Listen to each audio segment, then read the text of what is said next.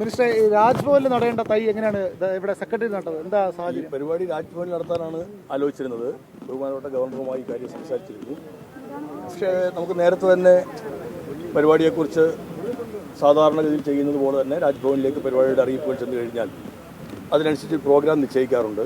അങ്ങനെ ഒരു പ്രോഗ്രാം നിശ്ചയിച്ച് നൽകി.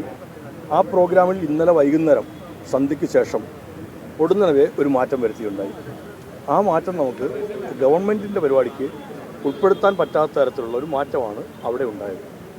അത് അംഗീകരിക്കാൻ സർക്കാരിന് പ്രയാസമാണെന്നുള്ളതുകൊണ്ട് ഞങ്ങൾ ആ പരിപാടി അവിടെ നിന്ന് മാറ്റുകയായിരുന്നു. അതിൻ്റെ അടിസ്ഥാനത്തിലാണ് ഇപ്പോൾ സെക്രട്ടേറിയറ്റിൻ്റെ ദർബാർ ഹാളിൽ സംസ്ഥാന കൃഷി വകുപ്പിൻ്റെ പരിസ്ഥിതി ദിന ആചരണത്തിൻ്റെ ഭാഗമായുള്ള പരിപാടി സംഘടിപ്പിക്കുകയും സെക്രട്ടേറിയറ്റ് വളപ്പിൽ പല വൃക്ഷത്തൈകൾ നട്ടുകൊണ്ട് ആ പരിപാടി ഉദ്ഘാടനം ചെയ്യുകയും ചെയ്തിട്ടുണ്ട്. ഈ ഭാരതാംബയുടെ ചിത്രത്തിൽ പുഷ്പാർച്ചന നടത്തണമെന്ന് ഗവർണറുടെ ഓഫീസ് രാജ്ഭവൻ ശാഠ്യം പിടിച്ചു. അതുകൊണ്ട് സർക്കാർ ഒഴിവാക്കിയതാണ് ഞങ്ങൾക്ക് കിട്ടുന്നത്. അത് അവിടെ ഉപയോഗിക്കാൻ വെച്ച ചിത്രം നമ്മൾ സാധാരണഗതിയിൽ നമ്മൾ ഉപയോഗിക്കുന്ന ഒരു ഭാരത് മാതാവിൻ്റെ ചിത്രമല്ല. നമ്മുടെ ചില പൊതുപരിപാടികൾക്കെല്ലാം ഭാരതാംബയുടെ വേഷം നമ്മൾ കുഞ്ഞുങ്ങളെ കൊണ്ടൊക്കെ അണിയിച്ചെടുക്കാറുണ്ട്. ചില ഫ്ലോട്ടുകളിലൊക്കെ നമ്മൾ ഉപയോഗിക്കാറുണ്ട്. നമ്മുടെ ആഘോഷ പരിപാടികളുടെ ഭാഗമായി ചെയ്യാറുണ്ട്. ഓണാഘോഷത്തിൻ്റെ ഭാഗമായൊക്കെ ചെയ്യാറുണ്ട്. പക്ഷേ എന്നാൽ അവിടെ ഞങ്ങൾ ബന്ധപ്പെടുന്ന അവസരത്തിൽ ഗവർണറുടെ ഓഫീസ് തന്നെ അയച്ചു തന്ന ചിത്രം എന്ന് പറയുന്നത് RSS ഉപയോഗിക്കുന്ന ചിത്രമാണ്. RSS ഉപയോഗിക്കുന്ന ചിത്രം എന്നത് ഒരു പ്രത്യേകമായൊരു പ്രസ്ഥാനം ഉപയോഗിക്കുന്ന ചിത്രം ഒരു ഭരണഘടനാപരമായ ഒരു പദവിയുള്ള ഒരിടത്ത് ഒരു സർക്കാരിൻ്റെ പരിപാടിയുടെ ഭാഗമാക്കുക എന്ന് പറയുന്നത് ഭരണഘടനാപരമായി ശരിയായ കാര്യമല്ലേ അല്ല. ഓരോ വ്യക്തിക്കും അവരവരുടെ രാഷ്ട്രീയ രീതികൾക്കനുസരിച്ച് പ്രവർത്തിക്കുകയും ആ രാഷ്ട്രീയ വിശ്വാസത്തിനനുസരിച്ചുള്ള നിലപാടെടുക്കുകയൊക്കെ ചെയ്യാം. അതിനുള്ള സ്വാതന്ത്ര്യം ഭരണഘടന ഉറപ്പു നൽകുന്നുണ്ട്. പക്ഷേ എന്നാൽ ഇന്ത്യൻ ഭരണഘടന പറയുന്ന തരത്തിലല്ല നമുക്ക് ഇപ്പോൾ അവിടെ നിന്നുള്ള ആ നിർദ്ദേശം വന്നിരിക്കുന്നത്. കാരണം അതിനകത്ത് വന്നിരിക്കുന്നത് RSS മാത്രം ഇന്ത്യയിൽ ഉപയോഗിക്കുന്ന ചിത്രമാണ് നമ്മുടെ മുമ്പാകെ അവർ കാണിച്ചത്. ഈ ചിത്രത്തിന് മുമ്പിൽ പുഷ്പാർച്ചന നടത്തുക എന്നത് ഈ പരിപാടിയുടെ ഭാഗമാവണമെന്ന് സംസ്ഥാനത്ത് എത്രയോ കാലങ്ങൾ കൊണ്ട് നമ്മുടെ സംസ്ഥാനത്ത് നിരവധിയായ സർക്കാർ പരിപാടികൾ നടക്കുന്നുണ്ട്. ആ പരിപാടികൾക്കകത്ത് അത്തരത്തിലൊരു പരിപാടി ഇന്നേ വരെ ഉൾപ്പെട്ടിട്ടില്ലാത്തതാണ്. അങ്ങനെ ഉൾപ്പെടുത്തണമെന്നൊരു ശാഠ്യം അവിടെ നിന്ന് ഉണ്ടാകുമ്പോൾ നമുക്കതിനോട് പൊരുത്തപ്പെടാൻ കഴിയുകയില്ല. കാരണം ഏതെങ്കിലും ഒരു മതവിഭാഗത്തിൻ്റെയോ ഏതെങ്കിലും ഒരു രാഷ്ട്രീയ വിഭാഗത്തിൻ്റെയോ ചിഹ്നങ്ങളും അവരുടെ രീതികളും പ്രദർശിപ്പിക്കുന്നത് സർക്കാരിൻ്റെ പരിപാടിക്ക് ശരിയായ കാര്യമല്ല. അതുകൊണ്ട് തന്നെ സർക്കാരിന് അത്തരമൊരു പരിപാടി അങ്ങനെ സംഘടിപ്പിക്കാൻ പ്രയാസമാവുകയും ഞങ്ങൾ അക്കാര്യം രാജ്ഭവനെ അറിയിക്കുകയും ചെയ്തു. അതിൻ്റെ അടിസ്ഥാനത്തിലാണ് ഇങ്ങോട്ടേക്ക് അത് മാറ്റിയത്. രാജ്ഭവൻ അവർ ഇന്നലെ മുതൽ അവിടുത്തെ പരിപാടിക്കകത്ത് നേരത്തെ അവരെ ഉപയോഗിച്ചിട്ടുണ്ട്. അത് മാറ്റാൻ ബുദ്ധിമുട്ടാണ് എന്നാണ് ഗവർണർ അറിയിച്ചിരിക്കുന്നതാണ് ഞങ്ങൾക്ക് അവിടെ നിന്ന് കിട്ടിയ വിവരം. അപ്പോൾ അത് സ്വാഭാവികമായി നമ്മൾ കാണുന്നത് പോലെ നമ്മുടെ ഇന്ത്യയുടെ ഭൂപടവുമല്ല വെച്ചിരിക്കുന്നത്. അപ്പോൾ ഇന്ത്യയുടെ ഭൂപടവുമൊന്നും അല്ലാത്ത തരത്തിൽ നിൽക്കുകയും അത് RSS കാഴ്ചവെക്കുന്ന ഒരു രീതിയാണ്. ഇതെല്ലാം കൂടെ ചേരുന്ന ഒരു രീതിയല്ല. പക്ഷെ അത് നമുക്കൊരു രാജ്യത്തിന് എങ്ങനെയാണ് ഔദ്യോഗികമായ പരിപാടിക്കകത്ത് എങ്ങനെയാണ് അത്തരമൊരു ഭൂപടം തന്നെ നമുക്ക് പ്രദർശിപ്പിക്കാൻ പറ്റും? അപ്പോൾ ഇത് ഭരണഘടനാ വിരുദ്ധമായ കാര്യമാണ്. ഭരണഘടന മാറ്റിയാൽ പിന്നെ നമുക്ക് അതിനും ആലോചിക്കാം. പക്ഷേ രാജ്ഭവൻ പറയുന്നത് അവിടെ സെൻട്രൽ ഹാളിൽ സ്ഥിരമായിട്ട് ഈ ഫോട്ടോ വച്ചിട്ടുണ്ടെന്നുള്ളതാണ്. അങ്ങനെ നേരത്തെ അവിടെ സെൻട്രൽ ഹാളിൽ നമ്മൾ നേരത്തെ തന്നെ ഇപ്പോൾ ഈ ഗവർണർ വന്നതിന് ശേഷമാണ് ഇപ്പോൾ ചില സത്യപ്രതിജ്ഞ ചടങ്ങ് നടക്കുന്നുണ്ടല്ലോ. അവിടെ ഒരിക്കലും നിങ്ങൾ ആരും തന്നെയും ആ ഒരു പടം കണ്ടില്ല. കേരളം ഏറ്റവും ആദരവോടുകൂടി കാണുന്ന നമ്മുടെ കേരളപ്രഭ കേരളശ്രീ പുരസ്കാരങ്ങളുണ്ട്. ആ പുരസ്കാര വിതരണം ആദരണീയനായ ഗവർണറാണ് നടത്തിയത്. ബഹുമാനപ്പെട്ട മുഖ്യമന്ത്രി ആ ചടങ്ങിലുണ്ടായിരുന്നു. അദ്ദേഹം വേദിയിലുണ്ടായിരുന്നതാണ്. ഞങ്ങളൊക്കെയും ആ ചടങ്ങിൻ്റെ ഭാഗമായി രാജ്ഭവനിൽ പങ്കെടുത്ത ആൾക്കാരാണ്. അവിടെ ഒരിടത്ത് പോലും ഇത്തരത്തിൽ ഒരു ചിത്രപ്രദർശനം ഉണ്ടായില്ല, അല്ലെങ്കിൽ അവിടെ ഒരു പുഷ്പാർച്ചന ഉണ്ടായതേയില്ല. അപ്പോൾ ഒരു ഗവൺമെൻറ്റിൻ്റെ ഔദ്യോഗിക പരിപാടിക്കകത്ത് അങ്ങനെ ചെയ്യാൻ പാടില്ല എന്നറിയാം. പൊടുന്നനെ എന്തുകൊണ്ടാണ് ഇങ്ങനെ വരുന്നത് എന്ന് മനസ്സിലാവുന്ന കാര്യമല്ല. നമ്മുടെ ഭരണഘടന പറയുന്നതല്ല അത്. അപ്പോൾ ഭരണഘടന പറയാത്ത എല്ലാവരെയും ഒരേപോലെ കാണണം എന്ന് പറയുന്നിടത്ത് മതപരമായ ചിഹ്നങ്ങളോ രാഷ്ട്രീയപരമായ ചിഹ്നങ്ങളോ അങ്ങനെ പ്രദർശിപ്പിച്ചുകൂടാ പൊതുപരിപാടികൾ പറയുന്നിടത്ത് ഭരണഘടനാപരമായ ഉത്തരവാദിത്വം നിറവേറ്റാൻ ബാധ്യതപ്പെട്ട ആദരണീയനായ ഗവർണർ അവിടെ നടക്കുന്ന പരിപാടിക്കകത്ത് നിർബന്ധമാക്കിയിരിക്കുന്നു എന്ന് പറയുമ്പോൾ സംസ്ഥാന സർക്കാരിന് അത് അംഗീകരിക്കാൻ പറ്റുകയില്ല. ഒരു കാരണവശാലും സംസ്ഥാന ഗവൺമെൻറ് അതിനെ അംഗീകരിക്കില്ല. അത്തരമൊരു പരിപാടി ഗവൺമെൻറ്റിൻ്റെ ചടങ്ങുകൾക്കകത്ത് ഉൾപ്പെടുത്താൻ പറ്റില്ല. കാരണം അത് പ്രത്യേകമായൊരു വിഭാഗം മാത്രം ഉപയോഗിക്കുന്ന ഒരു പടമാണ്. ഞാൻ നേരത്തെ പറഞ്ഞതുപോലെ ഭാരതാംബയോട് രാജ്യത്തോട് അങ്ങേയറ്റത്തെ സ്നേഹവും ആദരവും എല്ലാം ഉള്ളവരാണ് ഞങ്ങളെല്ലാം.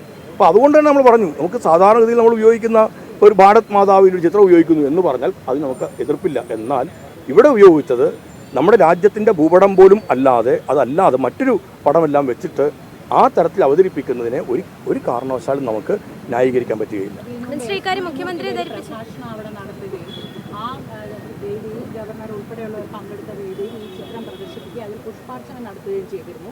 സർക്കാർ അഡീഷണൽ ചീഫ് സെക്രട്ടറി ഉൾപ്പെടെയുള്ളവർ ആ പുഷ്പാർച്ചനയിൽ പങ്കെടുത്തിരുന്നു. അത് മിനിസ്റ്റർ ശ്രദ്ധയിൽപ്പെട്ടിട്ടുണ്ടോ? ഗുരുമൂർത്തിയുടെ പ്രഭാഷണത്തെക്കുറിച്ച് ശ്രദ്ധയിൽപ്പെട്ടിരുന്നു. ഒരു കാരണവശാലും രാജ്ഭവൻ അങ്ങനെ ഏതെങ്കിലും ഒരു പ്രത്യേകമായ രാഷ്ട്രീയ വിഭാഗത്തിലുള്ളവരുടെ പ്രഭാഷണത്തിനുള്ള വേദിയാവാൻ പാടില്ലാത്തതാണ്. ഭരണഘടനാപരമായ സ്ഥാനങ്ങൾ വഹിക്കുന്ന ഒരാൾ അവിടെ ഒരു പ്രഭാഷണം നടത്തുന്നത് നമുക്ക് മനസ്സിലാക്കാൻ പറ്റും. ഔദ്യോഗികമായ ചുമതലയുള്ളവർ രാജ്ഭവനിൽ ഒരു പ്രഭാഷണം നടത്തിയാൽ അതും മനസ്സിലാക്കാൻ പറ്റും. പക്ഷേ എന്നാൽ രാജ്യത്തിൻ്റെ ഏതെങ്കിലും തരത്തിൽ ഔദ്യോഗികമായ ചുമതലയോ ഭരണപരമായ ചുമതലയോ ഇല്ലാത്ത ഒരാൾ, ഒരു ബാഹ്യശക്തി എങ്ങനെയാണ്, അല്ലെങ്കിൽ ബാഹ്യമായ ഒരാൾ എങ്ങനെയാണ് വരുന്നത്? ഒരു ബാഹ്യശക്തികൾ രാജ്ഭവനെ നിയന്ത്രിക്കുക എന്ന് പറയുന്നത് ഇന്ത്യൻ ജനാധിപത്യത്തിന് അപകടകരമായ ഒരു സ്ഥിതിവിശേഷം ഉണ്ടാക്കും. ഇതിനോട് പൊരുത്തപ്പെടാൻ ഗവൺമെൻറ്റിന് പറ്റുകയില്ല. അത് അന്ന് മാധ്യമപ്രവർത്തകർ ചോദിക്കുമ്പോൾ തന്നെ ആദരണീയനായ മുഖ്യമന്ത്രി ശ്രീ പിണറായി വിജയൻ തന്നെ പറഞ്ഞു, ഗുരുമൂർത്തിയുടെ പ്രഭാഷണം രാജ്ഭവനിൽ സംഘടിപ്പിച്ചത് ഒട്ടുമേ ശരിയായില്ല, അത് ഒരിക്കലും അംഗീകരിക്കാൻ കഴിയുന്ന കാര്യമല്ലെന്ന് പറഞ്ഞു. ആ നിലപാട് തന്നെയാണ് ഞങ്ങൾക്കെല്ലാം ഉള്ളത്. രാജ്ഭവൻ രാഷ്ട്രീയത്തിൻ്റെ സങ്കുചിതമായ കക്ഷി രാഷ്ട്രീയത്തിൻ്റെ വേദിയാക്കാൻ പാടില്ലാത്തതാണ്. രാജ്ഭവൻ നമ്മുടെ എല്ലാമാണ്. രാജ്ഭവൻ അവിടെയുള്ള ഏതെങ്കിലും ഒരു ആളിൻ്റെ അല്ല രാജ്ഭവൻ എന്ന് പറയുന്നത്. ഇപ്പോൾ സെക്രട്ടേറിയറ്റ് ഇപ്പോൾ താൽക്കാലികമായി ഞങ്ങളിരിക്കും, ഞങ്ങളുടെയാണോ സെക്രട്ടേറിയറ്റ്? മന്ത്രി ഓഫീസ് ഞങ്ങളുടെയാണോ? ഔദ്യോഗിക വസതി ഞങ്ങളുടെയാണോ?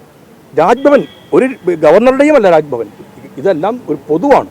കാരണം ഓരോ ഭരണഘടനാപരമായ സ്ഥാപനങ്ങളിലേക്ക് ചുമതലപ്പെടുത്തപ്പെടുന്നതിൻ്റെ പേരിൽ എത്തുന്നവരാണ്. അവിടെ ഇരുന്നിട്ട് ആ രാഷ്ട്രീയ പ്രവർത്തനം നടത്താൻ പാടില്ലാത്തതാണ്. ഇതൊക്കെ ഒഴിഞ്ഞിട്ട് നമുക്ക് പൂർണ്ണമായി ആ രാഷ്ട്രീയത്തിൽ വരും. ഓരോന്നിനും ഓരോ അതിർവരമ്പുകളുണ്ട്. ഞങ്ങൾക്ക് തന്നെയും ഏതെല്ലാം വരെ പോകാൻ പറ്റും പ്രവർത്തനത്തിൽ കൃത്യമായി എന്നവണ്ണം അത് പറയുന്നുണ്ട്. പക്ഷേ അങ്ങനെ ഞങ്ങളൊക്കെ രാഷ്ട്രീയത്തിൻ്റെ ഭാഗമായി നിൽക്കുമ്പോഴും ഞങ്ങൾ പൊതുവായ ഇടങ്ങളിൽ ഞങ്ങളത് പ്രദർശിപ്പിക്കാൻ പാടുണ്ടോ? കൃഷി വകുപ്പിൻ്റെ പരിപാടിക്കകത്ത് നാളെ മുതൽ അരിവാൾ ചുറ്റിക ആലേഖനം ചെയ്ത കൊടിയുമായിട്ട് ഞാൻ വന്ന് നിന്നാൽ എന്തായിരിക്കും ഉണ്ടാവുക? ഞാൻ ആ പാർട്ടിയുടെ മന്ത്രിയാണ്, ആ പാർട്ടിയാണ് എനിക്ക് വന്നിരിക്കുന്നത്. കാരണം മത്സരിക്കുന്ന അവസരത്തിൽ ഏത് പാർട്ടിയോടാണ് നിങ്ങൾ അഫിലിയേറ്റ് ചെയ്തിരിക്കുന്നതെന്ന് രേഖപ്പെടുത്തുകയും അങ്ങനെ രാഷ്ട്രീയ പാർട്ടികൾ ചേരുന്നവർക്കെല്ലാം അതാത് രാഷ്ട്രീയ പാർട്ടികളിൽ നിന്ന് കത്തിക്കിട്ടും. ഇപ്പോൾ അതാണല്ലോ നിലമ്പൂരിൽ തന്നെ നമ്മൾ കണ്ടത്, ചില പ്രശ്നമുണ്ട്. അപ്പം രാഷ്ട്രീയ പാർട്ടിയിൽ അഫിലിയേറ്റ് ചെയ്യപ്പെട്ടിരിക്കുന്ന ആൾക്കാർക്ക് അതിനനുസരിച്ചുള്ള ചില പരിഗണനകളുണ്ടാവും. അപ്പോൾ അതുകൊണ്ട് തന്നെ ഞാൻ നാളെ മുതൽ എല്ലാ കൃഷി വകുപ്പിൻ്റെ എല്ലാ പരിപാടിക്കകത്തും അരിവാൾ ചുറ്റികയോ അല്ലെങ്കിൽ അരിവാൾ നെൽക്കതിരോ അല്ലെങ്കിൽ അരിവാൾ അടുത്ത ദിവസം അരിവാൾ ചുറ്റിക നക്ഷത്രമോ പ്രദർശിപ്പിക്കാം എന്ന് പറഞ്ഞത് ശരിയായ കാര്യമല്ല. സർക്കാരിൻ്റെ പരിപാടിക്കകത്ത് അത് പറ്റില്ല. പാർട്ടി പരിപാടിയിൽ നമുക്ക് പോയി പങ്കെടുക്കാം, അതിനെ അത്തരത്തിൽ കണ്ടാൽ മതി. പക്ഷേ എന്നാൽ ഇന്ത്യൻ ഭരണഘടന പറയാത്ത ചില കാര്യങ്ങളെ കൊണ്ട് സ്ഥാപിക്കാൻ ശ്രമിക്കുന്നത് നല്ലതല്ല. അത് രാജ്യത്തിന് ഒരൊട്ടും ഭൂഷണമായിട്ടുള്ള കാര്യമല്ല. അവിടെ എങ്ങനെയാണ് മറ്റെത്രയോ വിഭാഗങ്ങളിൽപ്പെട്ട ആൾക്കാരാണ് ഈ പരിപാടിയിൽ പങ്കെടുക്കാൻ വരിക? വിവിധ മതവിഭാഗങ്ങളിൽപ്പെട്ടവർ രാജ്ഭവനിൽ ഈ പരിപാടിയിൽ പങ്കെടുക്കേണ്ടതല്ലേ? വ്യത്യസ്തമായ ചിന്താഗതിയുള്ളവർ രാജ്ഭവനിൽ ഈ പരിപാടിയിൽ പങ്കെടുക്കേണ്ടതല്ലേ? അവരെ എല്ലാവരെയും അഭിസംബോധന ചെയ്യേണ്ടവരിടത്ത് പ്രത്യേകമായൊരു വിഭാഗം മാത്രം ഉപയോഗിക്കുന്ന ഒരു ചിത്രത്തെ എന്തിനാണ് വെക്കുന്നത്? നമുക്ക് ദേശീയ ഗാനമുണ്ട്, ദേശീയ പതാകയുണ്ട്. ഞാൻ നേരത്തെ പറഞ്ഞതുപോലെ ഭാരതാംബയെ നമ്മൾ സാധാരണഗതിയിൽ വെക്കുന്നത് പോലെയുള്ള ഏത് കാര്യത്തോടും യോജിക്കാൻ സർക്കാരിൻ്റെ യാതൊരു മടിയുമില്ല. ഇന്ന് പരിസ്ഥിതി ദിനത്തിൽ നമ്മുടെ ഭൂമിയല്ലേ, ഈ ഭൂമിയെ അമ്മയായിട്ടല്ലേ നമ്മൾ കണക്കാക്കുന്നത്. അതിൻ്റെ ഒരു രീതി ഉണ്ടാവേണ്ടത്. പക്ഷെ എന്നാൽ അങ്ങേയറ്റത്തെ ഒരു മോശപ്പെട്ട രീതിയായിപ്പോയി ഉണ്ടായത്. എങ്ങനെയാണ് അത്തരൊരു നിലപാടിലേക്ക് എത്തിയതെന്ന് മനസ്സിലാവുന്നില്ല. മറ്റിനെയും കൂടുതൽ അടുത്ത ദിവസം മനസ്സിലാവാൻ പറ്റുമെന്ന് എനിക്ക് തോന്നുന്നുണ്ട്. എന്തുകൊണ്ടാണ് ഇങ്ങനൊരു കടുംപിടുത്തം രാജ്ഭവൻ പറയുന്നതെന്ന് ഞങ്ങൾക്കൊരു പിടിയും കിട്ടുന്നില്ല. അത്തരമൊരു രീതിക്ക് വഴങ്ങുക എന്ന് പറഞ്ഞത് നമ്മുടെ മതനിരപേക്ഷ കേരളത്തിന്, മതനിരപേക്ഷ ഭാരതത്തിന് നല്ല സന്ദേശമല്ല കൊടുക്കുന്നത്. മതനിരപേക്ഷതയ്ക്ക് ഏറ്റവും കൂടുതൽ പ്രാധാന്യമുള്ളൊരു കാലത്താണ് നമ്മൾ നിൽക്കുന്നത്. അതുകൊണ്ട് തന്നെയാണ് ഞങ്ങൾ അതിൽ നിന്ന് ആ ഒരു ചടങ്ങ് അങ്ങനെ നടത്തേണ്ടതില്ല എന്ന് ഒരു നിശ്ചയത്തിലേക്ക് എത്തിയത്. മുഖ്യമന്ത്രിയുടെ ശ്രദ്ധയിൽപ്പെടുത്തിയിരുന്നോ? അല്ല, എല്ലാവർക്കും അറിയാം. കാരണം ഗവൺമെൻറ്റിന് ഒരു പൊതു നിലപാട് ഇങ്ങനെയാണ്.